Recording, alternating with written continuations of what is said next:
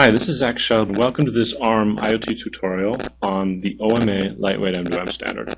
We're going to talk about why we need a lightweight device management standard in the first place, how we can use that for deploying and managing IoT systems. Let's talk about the standard itself, what's actually in there, what kind of technologies it's built on, what features it provides, what interface it includes. We'll go over the architecture of the standard, some of the features and benefits, the really useful object model that it provides, along with the security and some of the detailed interfaces themselves. So why do we need a lightweight device management standard? Well, traditional device management, what we know as, for example, OMA DM, it's been around for a long time and it's widely used in mobile devices. So operators and enterprises use this to manage mobile devices remotely. And you might even not know it, but your cellular phone is probably managed with one of these protocols to get it on the network, get it configured for the network, its settings there, etc. This is a little fragmented. Some handset vendors use their own proprietary mechanisms, but overall there is a standard that many use called OMA device management. Now, the lightweight device management solution we're talking about is a fresh design. Doesn't really have much in common with the OMA DM for mobile, and it provides features specifically for IoT. Some of the key things that were thought through here for lightweight device management were, for example, suitability for the whole IoT market. So not just for cellular, but also for Wi-Fi devices, 6LoWPAN, sensor network devices, just about anything that uses IP. What this does is it really allows us to break down silos in M2M that have traditionally been there. So we can really make a device which is interoperable with any cloud service, any private service. It can be managed, and really interesting about this standard is it's not only for device management, but it's also for application data. And that's something different compared to traditional device management solutions. They were only used for managing the device, never for the applications.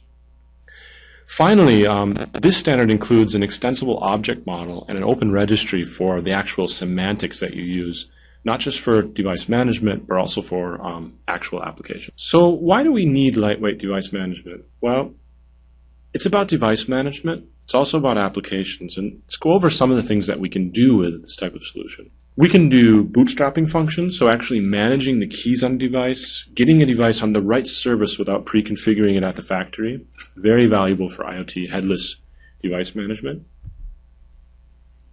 We can configure devices, change their settings, change the parameters, make sure it works properly on the network.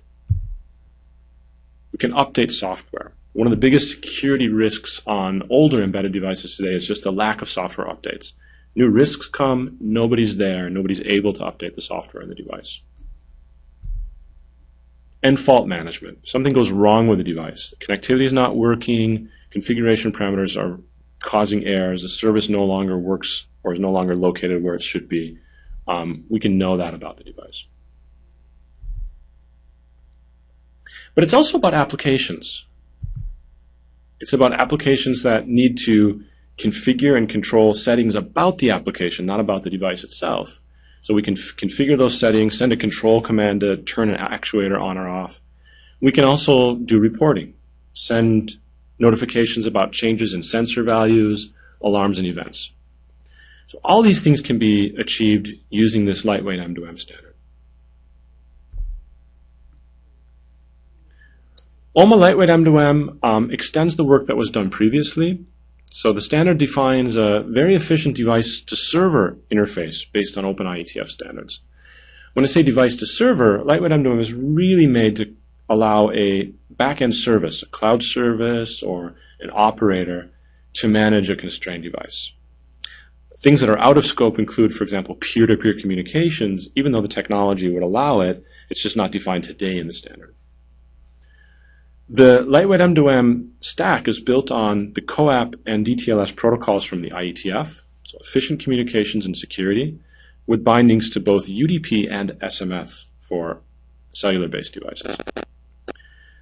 The object model is extensible, so there's actually a resource model that anyone can define an object define what the semantics are, and then publish it with the OMA. So there's a public registry. So this standard was actually started back in 2012. So operators, vendors got together and decided that it's really time that we have a common standard for doing device management towards constrained devices or IoT devices. The actual standard was approved and published in December of 2013.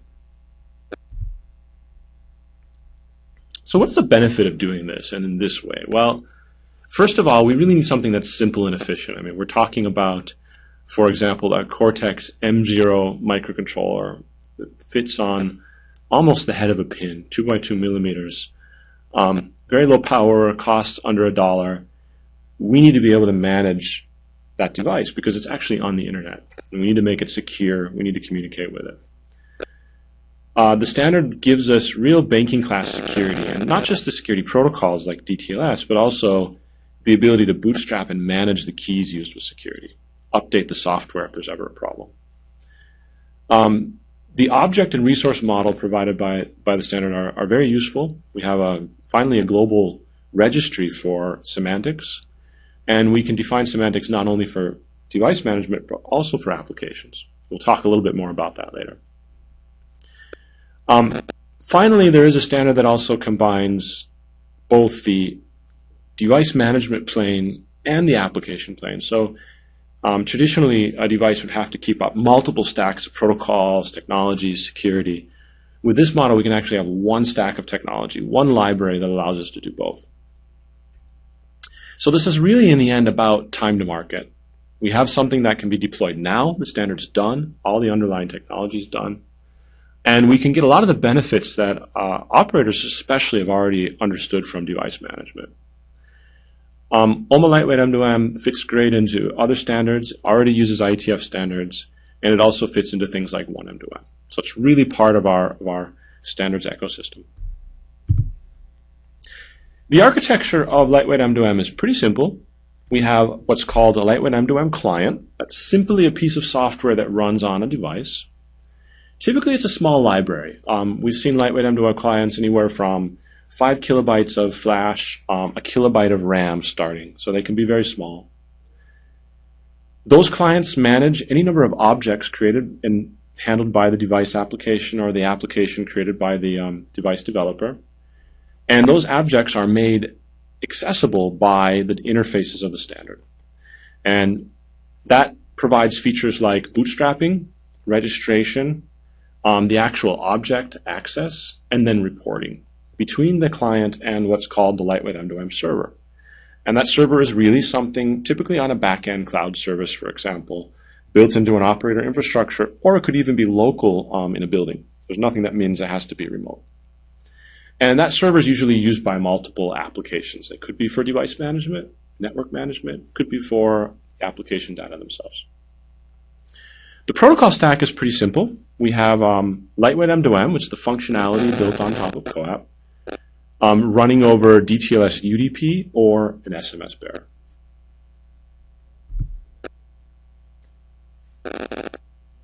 Now, what are these interfaces actually for? Well, the bootstrapping interface allows us to either pre-provision off of flash or off of a SIM card, or do either client or server initiated bootstrapping. And that allows us to provision the initial keys, the server configurations, the access control list, etc.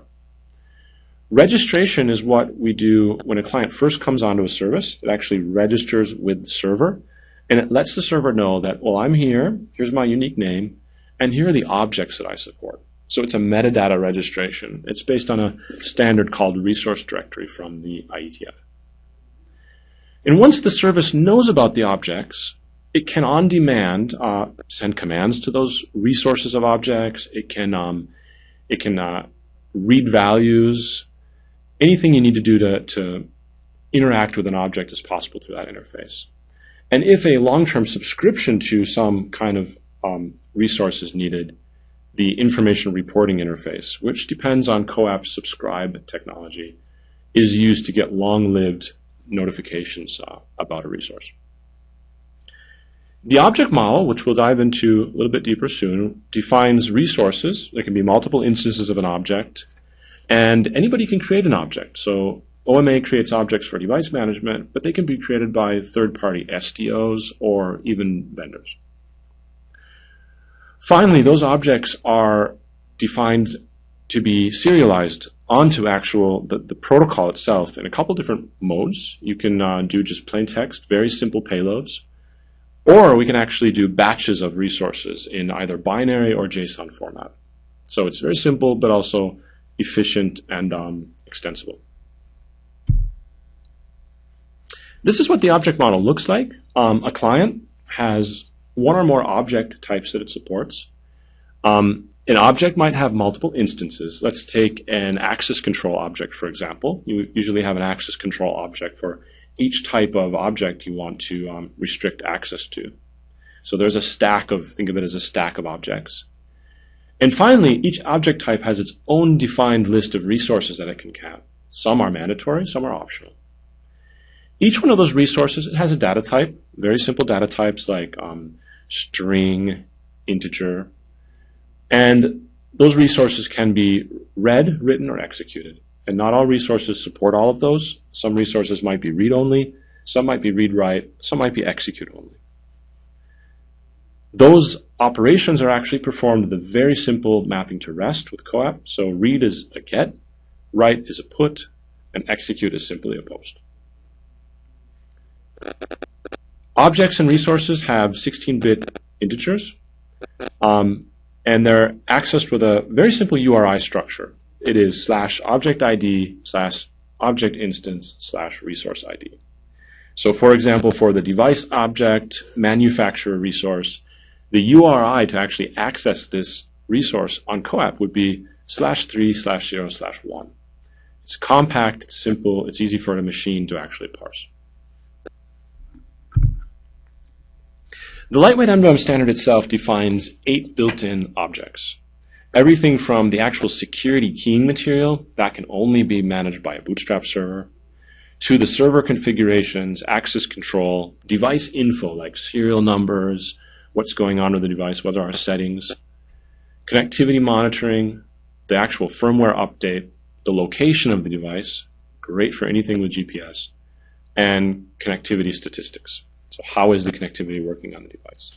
These are things that are pretty common to all devices, and there's a standard way to represent those. One of those objects, let's look at the location object. It has 6 resources. Each of those resources has an ID. That's what you actually use in the protocol. It has an access type. In this case, everything is read-only. Those could have multiple instances, which means you can have actually arrays of those. In this case, none of them do. And each has a data type and some units. And the object describes what those are for, what you can do with them, what the actual values might be. For embedded device, this is very easy to create and very easy to parse for an application. Now, how do you define a new object? Well, OMA provides a naming authority, kind of like the Internet naming authority, IANA. This is the OMA naming authority, OMNA. And it can be created by an OMA working group, that's really only for device management, by a third-party organization like the IPSO Alliance, or by an enterprise. And registering an object is simple. You just go to this link below, you fill out a form, which allows you to fill in the fields for the object, and then send an XML description for the object model. And there's a standard XML notation for that. There's even an online tool for creating those objects. Now, the IPSO Alliance is one of these third-party SDOs that's actually working on object definitions for use with the OMA standard. So we really need semantics to build up these IoT applications. It's not enough to just be able to manage the device. You need to be able to represent temperature, light control, power control, different kinds of sensors, etc. The IPSO objects, at least those defined yet so far today, do all of that, all the basic things you need for IoT applications. And take a look at one of those object definitions. This is the temperature object from IPSO. It has an object ID. There's a special range for these third-party SDO IDs. So this object ID is 3303. You can have multiple instances of temperature. You could have multiple temperature sensors, for example, indoor and outdoor. And this defines a few resources. This is just an example of some of the resources. For example, the sensor value itself has resource ID 5700. You can read that, and it's a unit of Celsius. And it has a min measured value, a max measured value that keeps track of the mins and maxes. And to access those resources, very simple. For example, the temperature value resource would be /3303 /0/5700. And doing a get on that would simply return the temperature value in decimal as an ASCII string, 22.3, for example. It's very simple to send and very simple to parse. And now we'll look at security for Lightweight M2M. It uses DTLS 1.2 for all the CoAP communications. There's 3 security modes: pre-shared key, raw public key, which is still using asymmetric cryptography but without the certificates, and full certificate mode. It's defined to be interoperable. The cipher suites that need to be supported for each mode by the client and server are defined, and access control is defined. So we really have a nice way to not only handle the communication security, but how that fits into with access control, how it fits into the registration, and then key management. And that's especially important when used together with bootstrapping and rebootstrapping to manage keys. So we expect to see a lot of not only SIM or smart card initiated bootstrapping in cellular devices, but also client initiated bootstrapping to get devices on any kind of network onto the right service.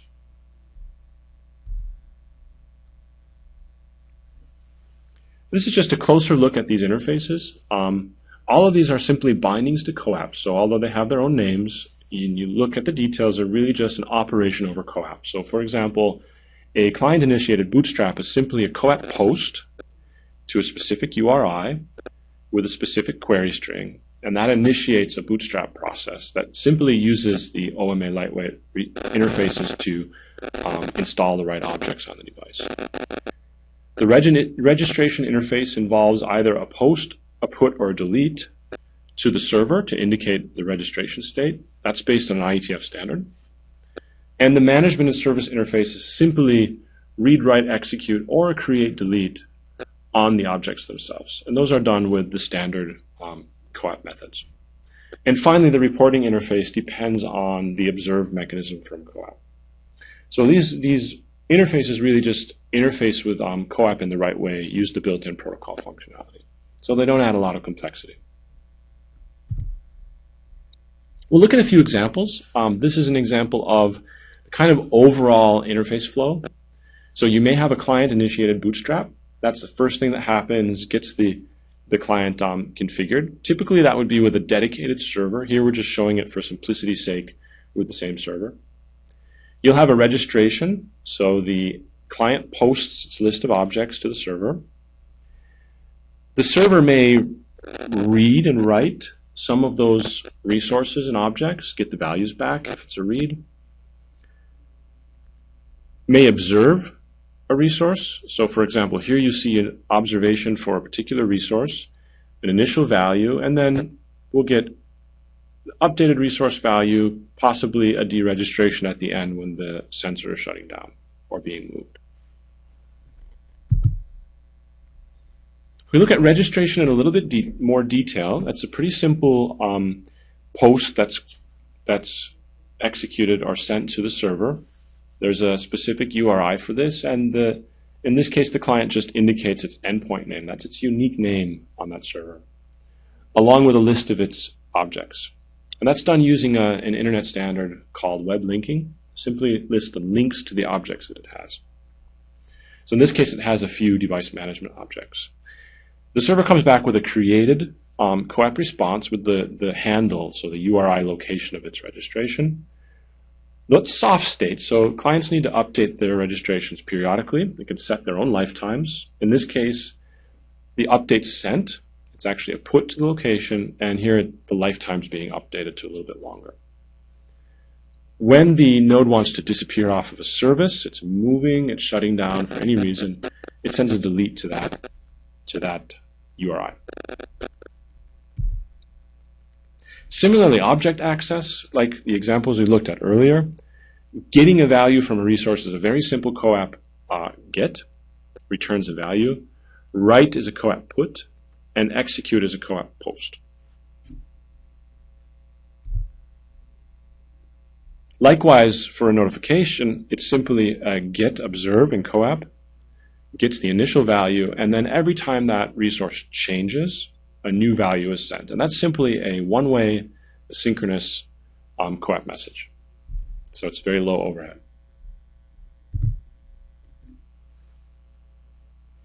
In bootstrapping, typically a client-initiated bootstrap will just be a post to the server, and it really just requests the server to bootstrap the device along with its endpoint name.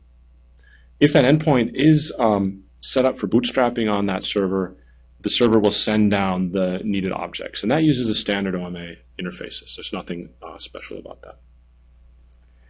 A device can also be server-initiated bootstrapped. That means that the bootstrap server reaches out to the device, and that's possible when the device is actually reachable on the internet. Finally, Lightweight M2M does include a mechanism to deal with so-called sleeping devices or devices behind NATs, and that's called queue mode. Normally, when a device registers with a server, the server thinks it can contact the device anytime, which obviously doesn't work with a sleeping device or when a device is behind a NAT. So in this case, it registers with what's called a queue parameter, which indicates that it's using queue mode. That gives a time window every time the device communicates with a server when the server can communicate with it. That means that servers actually queue traffic to a device when they're not reachable, and the next time the device comes online, sends a message to the server is able to send those requests down to the device. The device can choose its own sleeping periods. There's nothing that requires it to come on at a high rate. It can actually sleep as long as it wants. That, of course, affects the responsiveness of the device. So that sleeping period should be chosen carefully based on the application. That's the end of this tutorial. Hope you enjoyed and found this informative, and welcome back.